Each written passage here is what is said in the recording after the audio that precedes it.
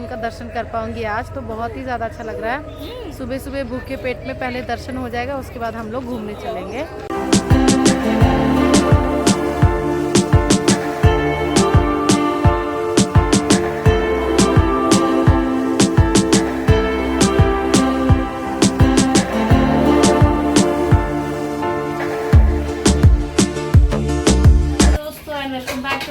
Vlogs, और I hope कि आप सब अच्छे होंगे। तो आज हम लोग सुबह सुबह जा रहे थे घूमने के लिए, और आरुषि भी सो रही है। हम लोग को पहुंचने के लिए 4 से 5 घंटा लगेगा। तो अभी हम लोग निकल रहे हैं। ओपी रो रहा है। 6 हो गया, 6:30 हो गया। कितना बज रहा है? तो अभी हम लोग मतलब मान के चले कि 10 बजे तक हम लोग पहुंचेंगे। चलो, हम लोग का गाड़ी आ गया है और पंपू को जाने का मन बिल्कुल नहीं है, और मैं मस्त तैयार हो गया। पंपू तेरा मन है ना बेटा? हाँ, काम। अरे गेट तो लगा ही नहीं है। अभी गेट लगेगा तो गाड़ी आ चुकी। तो निकलने का वक्त हो गया है। अब मम्मी आ रही है और मम्मी रानियों की तरह अभी बैठेगी। ये रही हमारी गाड़ी। मैं पीछे बैठता हूँ। नहीं,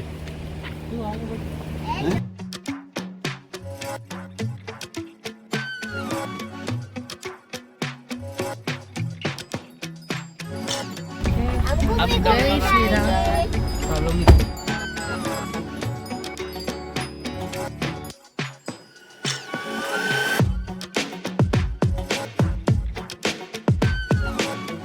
आरू, बैठ जाओ। आरू, कहाँ जा रहे बेटा हम लोग? हम जा रहे हैं घूमने।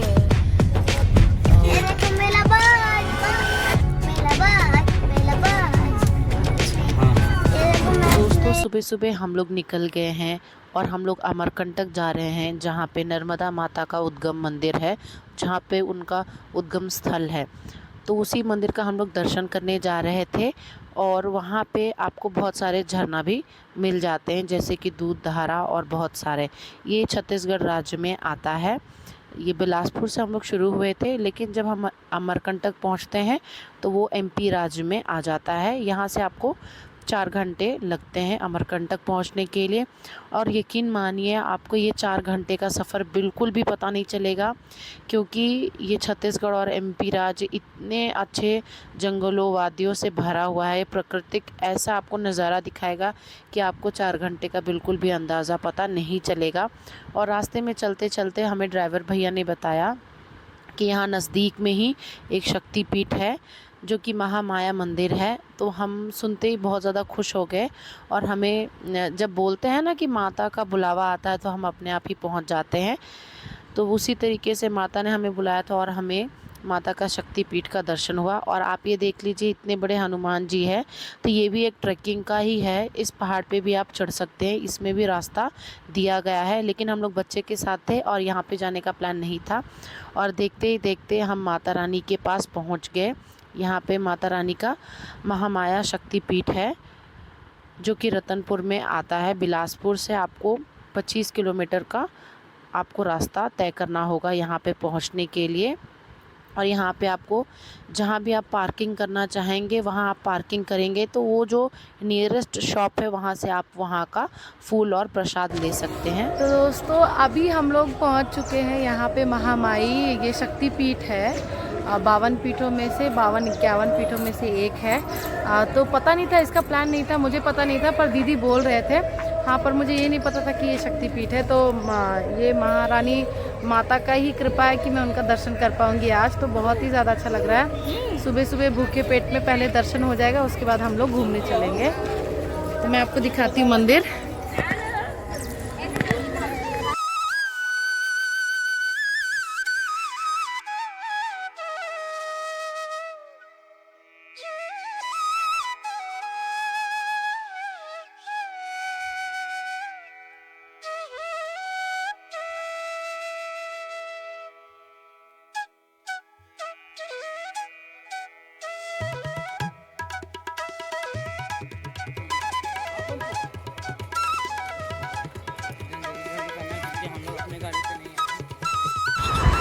तो दोस्तों, शक्तिपीठ, जिन्हें ये पता नहीं है कि शक्तिपीठ क्या है और उनका महत्व क्या है, उन्हें मैं बता दूं कि माता सती उनका विवाह शिवजी से हुआ था, जो दक्ष राजा की पुत्री थी।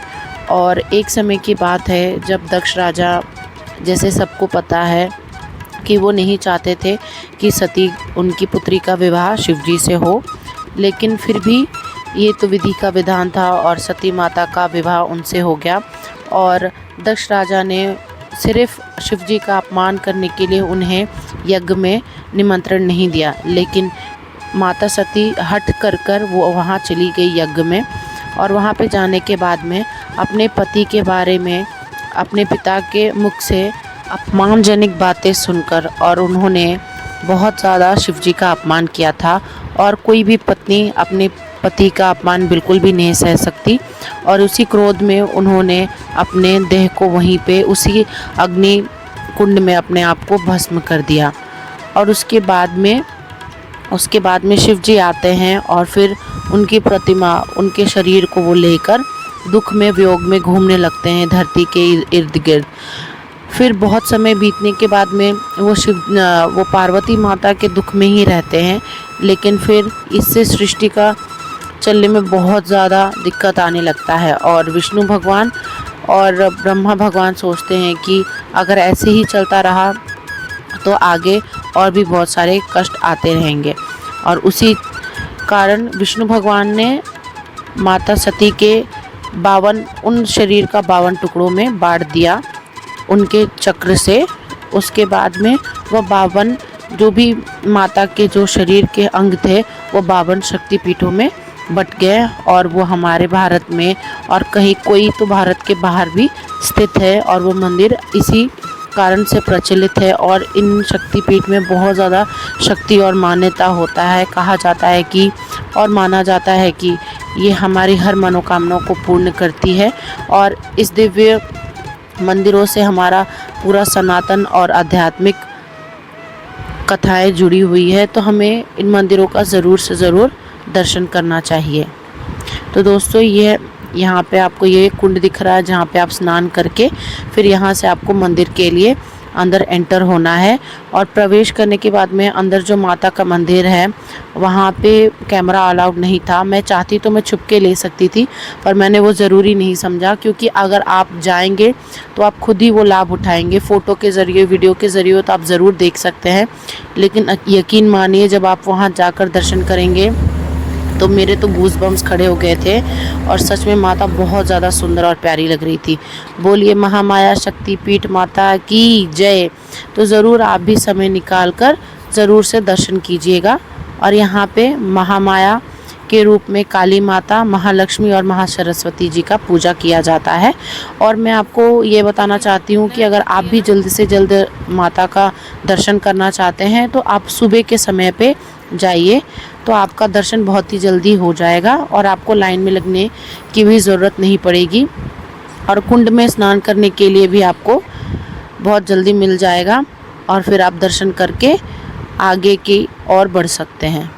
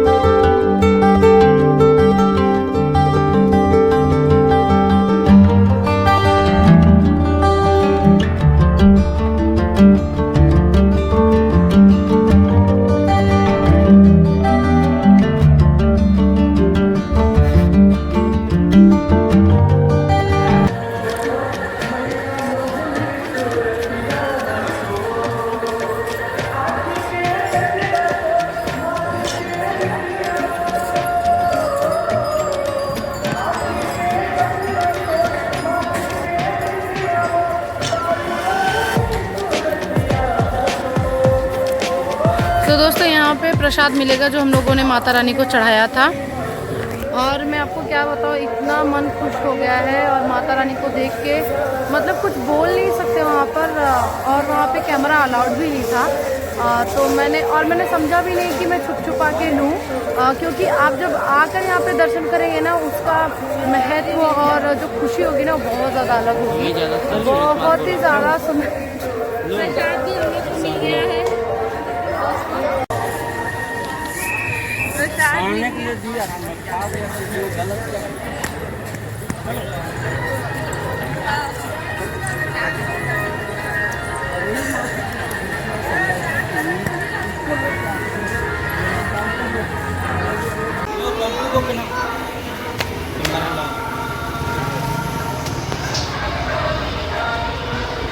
तो दोस्तों, क्योंकि हम लोग सुबह सुबह गए थे तो दर्शन बहुत ही अच्छे से हो गया था और बहुत जल्दी दर्शन हो गया था। और ये आपको जितना ये रास्ता दिखेगा, जितना ये लंबा रो है, आपको बहुत सारा सामान यहाँ मिल जाएगा, बच्चों के लिए खिलौने और प्रसाद यहाँ से आप ज़रूर लेके जाइए। और यहाँ पे का आपको शक्तिपीठ के हर मंदिर से आपको सिंदूर लेना चाहिए, तो आप सिंदूर भी ले सकते हैं। और यहाँ पे शिवलिंग और बहुत सारे प्रतिमाएं भी मिल रहे थे। और जल्दी से जल्दी हम लोग यहाँ से निकले, क्योंकि हमें और भी आगे का रास्ता तय करना था, जो कि अमरकंटक मंदिर का था।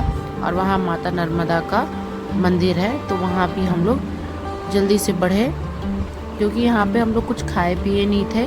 तो बहुत अच्छा हुआ कि पहले हमारा मंदिर का दर्शन हो गया।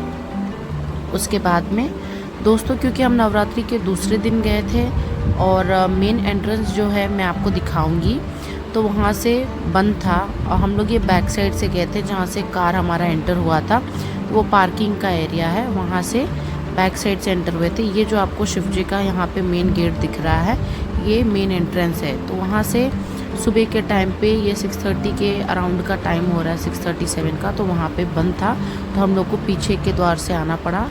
और बहुत ज़्यादा अच्छा लगा कि नवरात्रि के दिन में हमें माता रानी का दर्शन हुआ।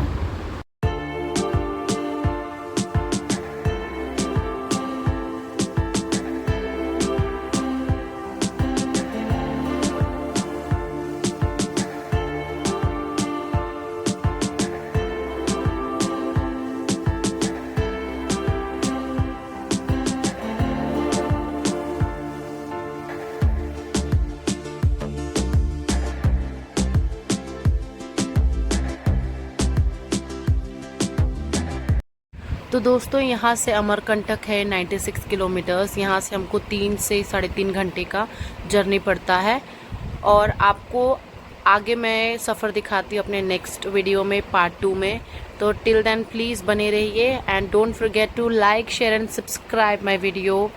जब तक के लिए बाय बाय, टेक केयर। फिर मिलते हैं हम अपने पार्ट 2 वीडियो में।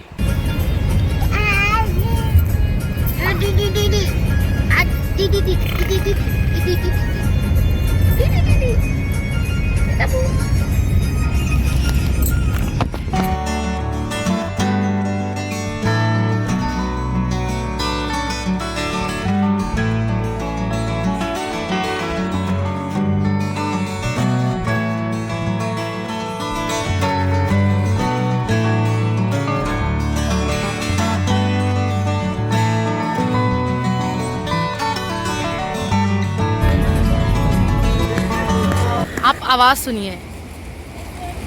तो दोस्तों, ये मेरे प्राण प्रिय लोग आ रहे हैं, मिस नहीं कर सकते। Oh my God, it's just heaven, wow, it's just beautiful.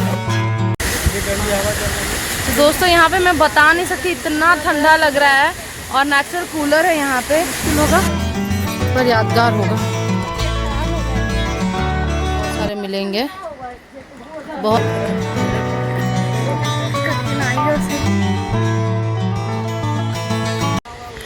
तो दोस्तों, यहाँ के लिए आपको सैंडल वगैरह बिल्कुल नहीं पहना, शूज़ ही रिकमेंड करूँगी मैं। और यहाँ पे आपका ट्रैकिंग प्रारंभ हो जाता है यहाँ से।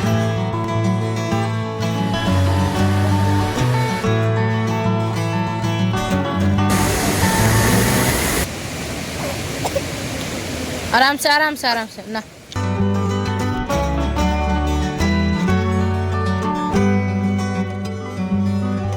इतना मज़ा वो नीचे उतरने में आ रहा था ना, अभी पहाड़ ऊपर चढ़ने में उतना ही हालत खराब।